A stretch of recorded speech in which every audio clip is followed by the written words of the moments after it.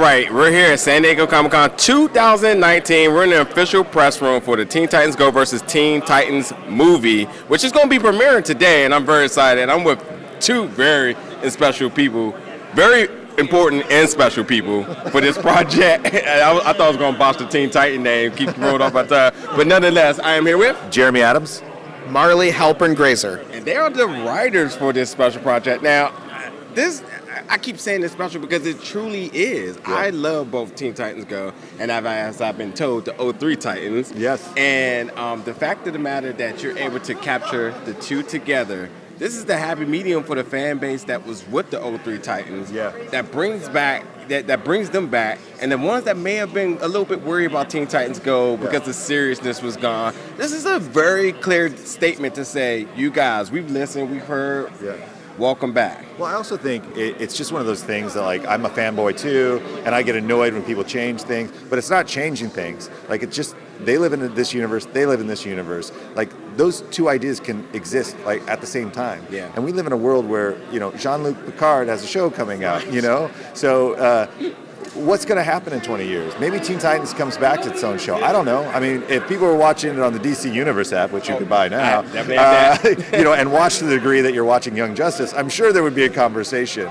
But I think what Marly specifically and Jeff put together was this kind of, like, I don't know, it's so meta in a way because it's like the fandoms hate each other, let's let them fight on screen, but I mean, the fact that you have a movie with them together, because I was a fan of the original, and I'm a fan of Teen Titans Go, that they get to operate in the same universe, I don't know, it's pretty remarkable. I think it's going to be great that way. Yeah, I mean, in my ideal world, the structure of this movie, where the two different teams with the two different attitudes, they meet, they don't like each other, they have to fight. Through fighting, they learn they have more in common than they thought. Yeah. Then they have to team up to take on a greater enemy. I hope that the fans do that. Yeah. I hope they fight. Yeah, exactly. Yeah, no, I hope that the 03 Titans fans, I hope they beat up some children. Then I hope they realize that they realize that they have a lot in common with the children. Exactly. And then the adults and the children team up and battle grandparents. Yes, I'm not sure who their natural enemy is at that point. I think this is like a self-help book that's waiting to be written. It's like beat your children until you understand what they're going through. It's that's the whole premise. I just had to look at my watch because I need to know how much time I need to prepare for the biggest brawl in San Diego history. It's like the Sharks and the Jets. You can see them. Oh, yeah? Yeah, I think when people come into the panel for the screening, instead of handing out like Teen Titans posters, we're giving them weapons. Oh, let's I think it's like brass knuckles. Morning Star. Yeah, give people switchblades. Taser guns. We're not going to be at the panel, by the way, at all. We will not be there. The great thing is if you like it, that was Marly, and if you don't like it, it's Jeff. And I'm just here to be like, hey, let's put a fart joke in. That'd be great. Right on. So last question for you guys, because I know you got a busy week, a day, and so forth going on. Yeah. The multiverse. I've been asking people, and I know the writers got to give me a clear-cut definition. What does the multiverse mean in the Teen Titans universe? Oh, bro, I'll let you take this. I would say, for the most part, we're following the multiverse rules established back on Crisis on Two Earths when the Justice Society met the Justice League, which is, the way it works in DC is basically every version of every DC character ever has a whole universe where that version exists. Yeah. And we're just leaning into that. Okay. And you'll see, there are several comics versions of the Titans that have cameos in this. Yeah. Because we're saying that in the same way that there's the different universes with the comics, this is just two more universes. Yep.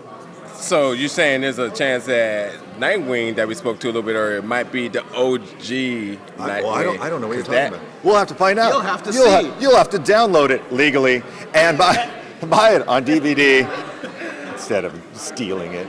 Is it going to be on the DC Universe app at any point?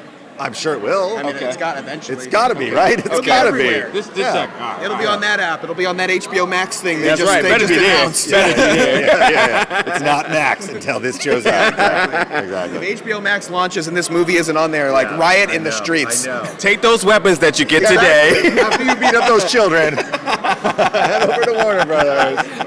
No. Cut that. There's just police waiting for us at the end of this line to take us away. Fomenting violence. I don't know what you're talking about. That's how we understand each other, by fomenting violence. Anyways. Well, thank y'all so much for chatting with me today, and I hope you have a good rest of the con. And today, be safe. Thank you. Exactly.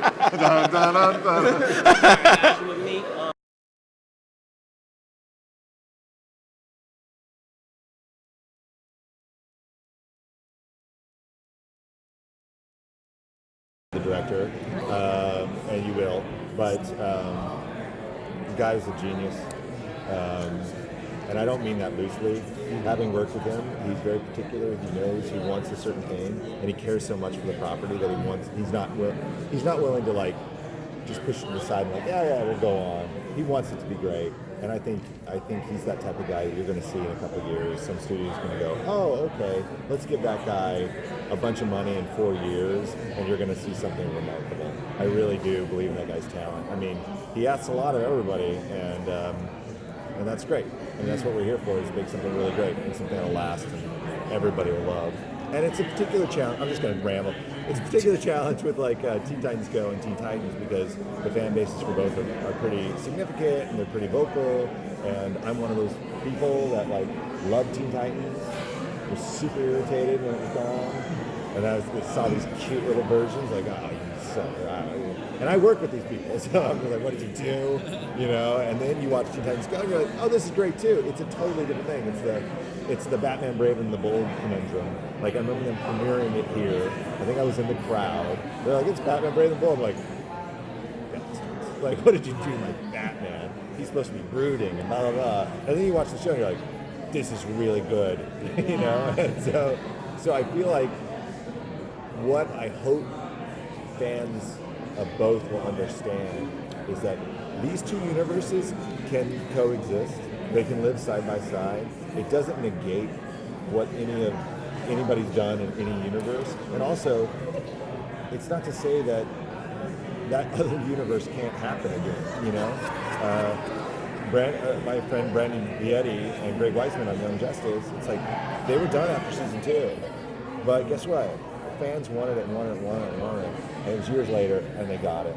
And so suddenly, if people on DC Universe are watching, you know, Teen Titans, to the degree they're watching Young Justice, I guarantee you there's going to be a conversation about, well, what should we do? And, you know, think about it. Like, Picard's back. You know, there was Gilmore Girls is back. Like, everything's back. Everything's back. So, you know, you wait around long enough, you know, you might get your wish. But they're great. They're both great, and they're both interesting and different. And that's the juxtaposition in this movie that's so fun. You have the silly guys with the serious guys. You see Robin being able to see what he could be, you know, which I think is frustrating and interesting. So that's where a lot of the humor plays for us, I feel like. Yeah, so I asked a question to someone else earlier. Do you feel like this is a good introduction to get old fans into the new stuff and new fans into the older stuff? Well, you would hope. Yeah. But having been a fan, I hold grudges. Yeah. Nerds are hard people to please sometimes. It is. But, you know, with age comes wisdom. So I'm hoping that there's enough here that people can just have a good time. Yeah. And realize that, like I said, it's all one big happy family. Yeah. Like, you don't need to be mad that something exists, because it doesn't not negate. It doesn't exist to negate the other thing you love. Yeah. Exists. Mm-hmm. They can operate simultaneously and separate. But I do hope people like it. So, you know, you want your work to be appreciated. Yeah, absolutely. Yeah. And it's, you know, the great thing, and I'm going to go off on tangents because I haven't had my second Red Bull yet. So when I have my second Red Bull, I'll be so much more fun. You know, the great thing about animation is it's super collaborative, probably more so than a lot of things. I'm a new writer on Supernatural, and I will tell you that animation is a lot more collaborative in terms of everything. All art is collaborative in the media space, but with animation, you'll sit there and you write a script, you bring it to the producer director, they'll have notes, they want to change things. next thing you know, it's out of your hands, it's brought to the storyboard guys. Those storyboard guys are freaking geniuses, and they're craftsmen, and they'll think up a joke that you never thought of, and you're like, oh. And sometimes it's like written by, but at the same time, it's written by them too. These guys are all amazing. And then you go into the recording booth, and you hear the actors go, what if I did this? Or what if I tweaked this? And you're like, oh, I'm an idiot. Why didn't I think of that? You know? And there's once you take your ego out of the equation and you just go, let's try to make the best thing we possibly do together, that's when I think things get really, really good. When people just start having fun, trying to make the best thing. And that's what I feel like they've done. I feel like Jeff, like I said, Jeff is very particular. If it's good, that's what he's going to want. And I don't think he's satisfied until he gets that, which is good. You know, that's what you want in a director and a producer. How did the initial concept come together to bring these two worlds? I believe, I don't know exactly, but I believe it's a mural that went up. It was a painting of Teen Titans Go versus Teen Titans. And that was kind of like as a joke. For fans? I think. And then it was like, oh, we should do that. You know, and then the Teen Titans Go to the movies was very, you know, it was a pretty good success. And as that was going, the thing about Jelinek and Horvath and all those guys, they like, their minds are just bananas. Like they're willing to go in the most obscure places, trying to keep up with the frenetic pace of Teen Titans Go. It just seems like it's going to be an inevitability at some point. You know, it's that like eventually Batman and Superman are going to fight. You know, and that's what I feel like. There's enough of, and I don't know. There's something comical about it. There's something a little bit about like, we know they're angry. Let's let them fight it out on screen. You know, like let's let the fan bases fight it out on screen. That'll be great. You know, there's something a little like anarchist about it, a little bit. So, is there a particular scene or story that you're proud of that you've written within the Teen Titans? You know, part of my job was just to continue to refine kind of the Raven storyline a great deal. And is there a focus on Raven in this? I mean, I've seen the trailer, but yeah. Maybe. Yeah. I don't know. Was I supposed to sit like a red dot appears on my life? Sir, we need to go right now. So that was part of the joy that I had. I like the magic world and comic books, anyways. Also, just you know, fart humor. I have 2 kids. I make a lot of poop jokes because you know I've changed a lot of diapers. So I think that was more the thing. It's just being goofy and silly. And I honestly feel like my job generally in animation is. One of my gifts is ideation. I have a lot of ideas, and like I said, if you give me a Red Bull, I will give you a lot of ideas. And so I just want to do that. I just want to keep giving ideas and ideas. I have my sister-in-law. This is stupid, but I'm going to keep doing it. My sister-in-law, when she met me like the second time, she goes, "Jeremy, you know the thing I like about you is like you'll say 9 stupid things, but you'll keep talking until you get that one good one." And I'm like, does she know my girlfriend by chance? yeah, thank you. You know, I was like, that's great. But that's how I feel. Mine is like a wide net of ideas. And also, I'm a firm believer in the stupid idea can lead to a good idea. Yeah. Like, and I tell that to writers that are aspiring too. Like, you just have to do it, and then you can go back and edit it. But analysis leads to paralysis. Just do the stupid idea that can bring you to the good idea. Don't be afraid to say it. Don't be afraid to engage with ideas because... Last question. Oh, okay. Last question. Go ahead. Last question. I'll take it if nobody's going to take it. Okay. What impresses you when you look at Teen Titans Go? It's a hit show that was then a hit movie, another Emmy nomination the other day. What impresses you about the fan base of the show? I mean, the insatiable desire to okay, I will say this. I don't know how to put this, but the fan base is amazing, but I also think that the voice actors have cultivated the fan base in a way that allows them to be amazing.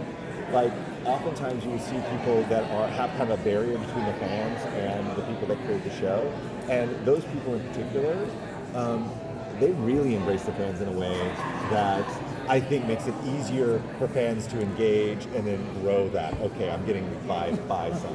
Anyway, great to meet you guys. Great to see you. Have Thanks so great much. con, and I'm sure I'll see you soon. Congrats on all your movies. How's the con though? Good? It's been good. This is the first day I've had like interviews or panels to do myself, so I've just been doing stuff, just taking in the sites. Yeah, exactly. That's what the con's for, right? Yes. Yeah. My wife was the head writer on She-Ra, so I've mostly just been going with her and watching all of that stuff. It's just been really cool. I've been loving She-Ra. I love They She-Ra. did such a good job. No, they did. Me too. They did such a good job. Such a great show. Is your wife Noelle? No. She was the Josie Campbell. She was the head writer. Noelle's the executive producer. Right, okay. creator. Yeah, I talked with Noelle the other Yeah, day. yeah, Well, cool. Yeah, I mean, animation in the family, has it always been in the family sort of for you? Love of animation? Getting into it? No, definitely. I love cartoons. Yeah. Same here. You have to. Teen Titans versus Teen Titans Go, bringing them together. Was it ambitious when the concept came up?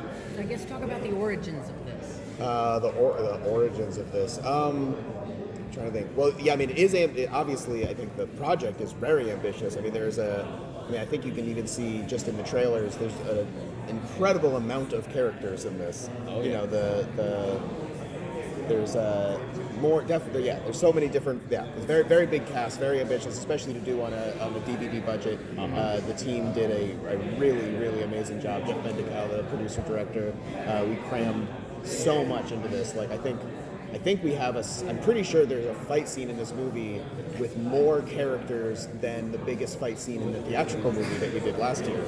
Because we were even though this one was going to go directly to video, we wanted to make sure we were still pushing the limits of what had been established in the theatrical movie. Try to make sure it's even bigger, even more exciting. So my question for you is, I was thinking, is this going to be a way of introducing like the newer generation to the older show? Yeah, I think partly. I mean, in my perfect world, I truly would love it if fans of the original show and fans of the new show become equally fans of the other characters if they weren't already. Fighting. Yeah, exactly. Yeah, I don't want the fans to be fighting. The characters can fight so that the fans can all get along. Yeah. But yeah, I mean, if there's kids who haven't watched the 2003 show, they should, and hopefully this will get them to. Yeah. And if there's fans of the 2003 show that haven't wanted to check out Teen Titans Go because they're worried they won't like it, I hope this convinces them that there's a lot to love. Oh yeah. They both have their own ups and downs. Exactly. Yeah.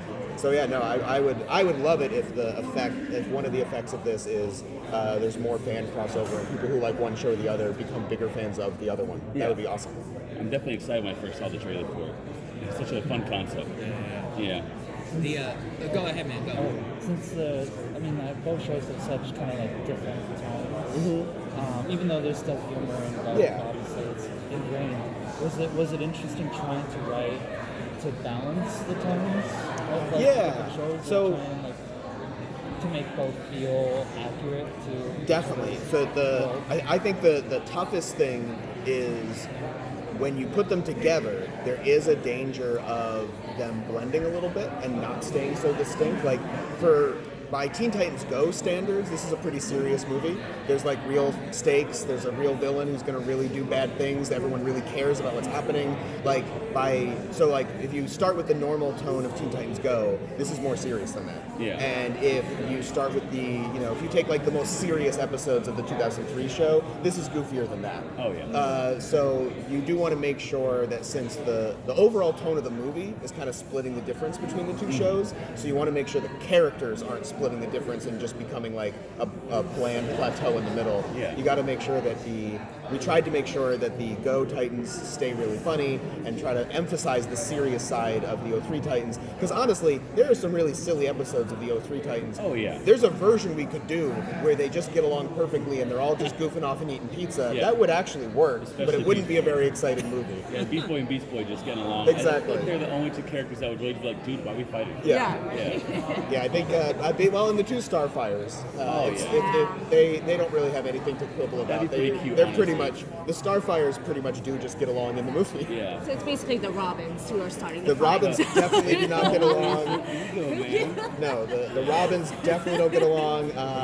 Honestly, 03 Cyborg I think is pretty skeptical of Go Cyborg. Yeah. They have more common ground in the end, but definitely at first I think 03 Cyborg definitely thinks this guy's not taking the weight of this mechanical body seriously. The tragedy of being no longer a full human is. Just don't show them the Justice League movie. You'll be Right. totally fine.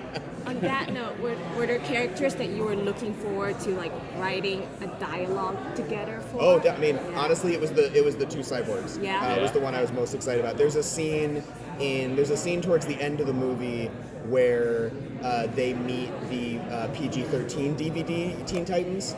Oh, spoiler, man. Well, sorry, we should do these interviews after the movie. Right. Assuming that, so spoilers, you decide how you want to do this. But there's a scene towards the end of the movie where they meet the actually serious PG-13 Titans, and there's that conversation where Teen Titans Go Cyborg is like, oh, that's the serious Cyborg. That was the first scene I wrote. Right when they first asked me to do this project, I wrote that scene, and I basically wrote the whole movie around wanting to write that scene. So what I was most excited to do was write Teen Titans Go Cyborg, kind of poking holes at 03 Cyborg's serious facade and being like, you're not so serious, man. Yeah. That was the dynamic I thought would be the funniest. And then also, obviously, the two Robins. In a funny way, I feel like the two Robins don't get along almost because they're not very different. Yeah. The two Robins are very, very similar, which means they really don't like each other. That answers my next question if we're going to bring in like the other animated films. Yeah, but yeah, cool. Yes. I'm really excited for that PG-13 Teen Titans thing. Yes, I guess I figured it was okay because they put that shot in the trailer of a big. Okay, that's caught right. that. Yeah, so there's a shot in the trailer where like Robin's like Teen Titans Go, and there's this crazy splash image of like 50 groups of Teen Titans. It reminds me of those crazy Power Ranger crossovers Yes. they do sometimes. No, honestly, that was a big inspiration. I love. I think I watched it in Japanese, so I had no idea what was going on. I've only watched a couple of the Super Sentai series, so I didn't even recognize most of them. But you just see like 50 Red Rangers, and each one's doing a move, and you know, like, that's probably that guy's move. I don't know that guy, but I bet that thing he did is the thing he does. Yep. You could just tell, like, there's like a shape to it, even when you don't know the characters. Oh, yeah. You can recognize what's happening, and I definitely wanted to try to capture that. And so, yeah, I think I'll just say this thing that might not be true. I think every animated version of Teen Titans is in this. Many of the comics versions of Teen Titans are in this. Wow. We don't have the live action Teen Titans. Well, that'd be a little hard. That would be a little tricky. Yeah. That would have taken a lot of coordination. Who Framed Roger Also, Rabbit? I think when we wrote this, they might not have cast that show yet. I'm not sure actually what the exact timing of that was. But yeah, I'm pretty sure we have every animated version and a good amount of the comics versions. Can I ask you one last question, or I'm not sure how much time you have? Was it hard to emulate the animation from the old show? Well, I mean, short answer, yes. Yeah. Even simpler answer for me. Luckily, that wasn't my job. Right.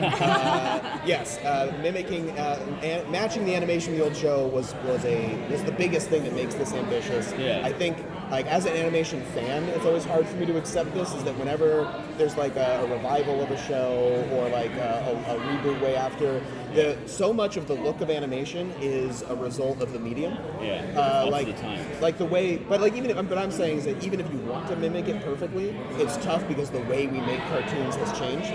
So like if you look at an old episode of Simpsons, it looks really different. And some of that's that the character designs have changed, but some of it is they used to be painting on actual cells and filming with an actual camera. And they just don't do that anymore, and it just looks different. Like I was just watching Dragon Ball Super, and because that's all one big continuity, they would occasionally do flashbacks to scenes from Dragon Ball Z, and you imagine that it looks like you're watching Super, and you're like, oh, this looks exactly the same. This show hasn't changed a bit. Exactly. They actually show a shot from Z, and you're like, oh, that looks really different. And so we're sort of in that position of like, we really want to capture the look and feel of the 03 Titans as best as we can, but it's tough because we're just making this cartoon in a different way than that cartoon was made. Was there a specific attribute to the project that made you take take it and want to do it? Yeah, definitely. It was that both of these shows are such cultural juggernauts, and the fact that, like, the original Teen Titans went off the air however many 10, 12 years ago, and people are like still clamoring for it to come back and still care about it. They're still so passionate about it. And then Teen Titans Go was like the #1 rated Cartoon Network show for like 5 years or something. Yeah. So the idea of like slamming these two like beloved giant properties against each other, and also the fact that it lets you do a giant crossover with 10 characters and you only need 5 actors.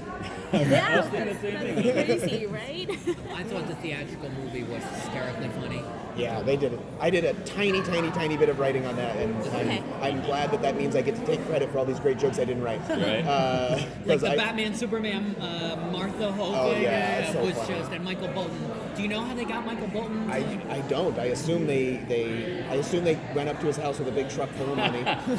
Here's money. Yeah, exactly. But no, I don't know the specifics of that. But I was involved in the sort of, they had kind of a like writer's room, hey, give us some notes on this thing while Michael and Aaron were writing it. And I was just happy to even be in the room. They did such a great job with it. It was really good. What was your first thought when approached with the project? Having nerves? Were you concerned about appeasing everyone?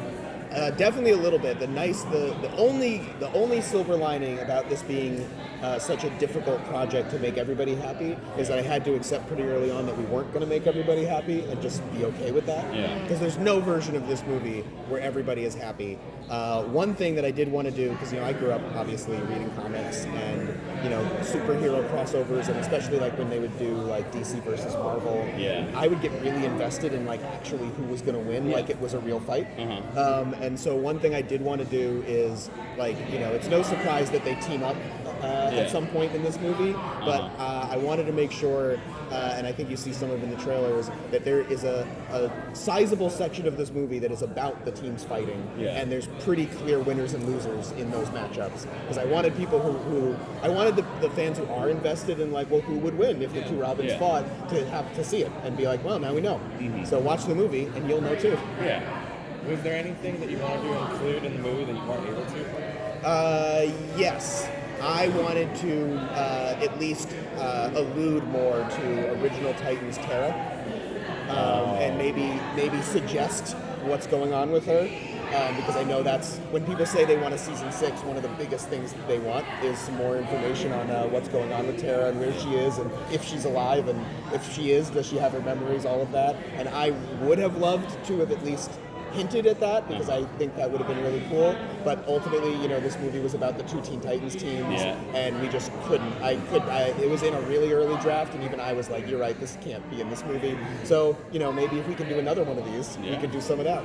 I would say that's the biggest thing. Because the other thing I really wanted, basically on the Teen Titans side, I had hoped to get some reference to Terra in there, and I couldn't. And on the Teen Titans Go side, I really wanted to use Santa Claus, and we did. So on the Go side, I'm perfectly happy. On the Teen Titans side, I'd love to do another one so we could get Terra in there. Yeah. Was there like any characters that you were like really excited to write about, like not specifically the Teen Titans characters, but any other characters that you were excited to write for? Well, I mean, Santa Claus, like I said. The two villains are Trigon and both versions of Trigon are not a problem. like Ghost Trigon's my favorite villain. Go. Just the moisture on that. Right. I definitely knew right away. I don't even. Oh, sorry. I tried on there. When they first told me about this project, I immediately jumped to wanting to use the two Trigons as the villains. I don't know if we wouldn't even have been allowed to use Slade since he was such a big deal in the theatrical movie, but I went right to Trigon. That's what I wanted to do. So I was excited about that. And then, without going into too many spoilers, there are some other versions of the Titans in this movie, and I was really excited for every single one of them. Like they're all in there because I wanted to make sure we reference these different incarnations of the teams. And there's a couple that have only ever been in the comics, and I was really excited to get like comics accurate versions in the movie. If you could bring any other DC character into the movie, into this, I would. If they came to me and said, "All right, you need to bring a third superhero team into this movie that's not the Teen Titans," I would say, "I quit. That's too many characters." Absolutely not. No, I think it's.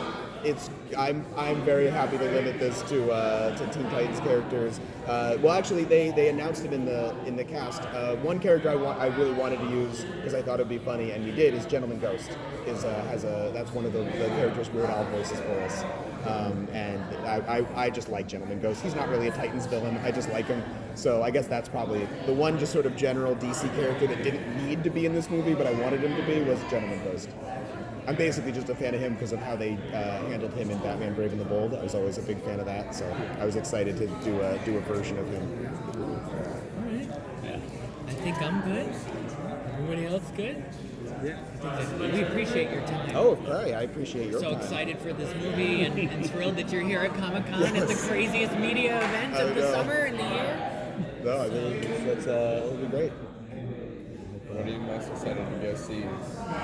Oh, at this point, yeah, exactly. I went to the like spotlight panel on Jim Starlin, the creator of Thanos. And I've been a really big fan of his comics since I was a kid. So this is his first Comic-Con since Endgame. So it was cool to see him, like, see a huge crowd be excited to see him for like the first time, and that was really cool. You didn't get anything cool on the floor? I did. I went and bought, because I also wrote the Batman vs. Teenage Mutant Ninja Turtles DVD, so I went and bought some marked up Batman Ninja Turtle toys. So I went and spent extra money for things for my own thing. You don't get any merchandise? Do you get merchandise? Not really. Did I give you anything? Sometimes. Yeah. If I really want to make sure I get it, I just get it myself to make sure. If they give me one, then I have a present to give someone. Yeah. No. I wanted to make sure I got one. Yeah, cool. As a Weird Al fan, I'm kind of a big fan. Oh yeah, no, same here. Did like when he's coming to a project, do you know like that you're gonna write specifically for him, or is it when you write the character and it just kind of comes in? It's different with different things. With Gentleman Ghost, we wrote the character first. I didn't know who they were going to cast. Okay. But when I wrote Darkseid into it, he's played Darkseid before for them, so I knew that was going to be his. But yeah, it's just different with different things. But I did. I wrote some Animal Man shorts back in 2012. Oh really?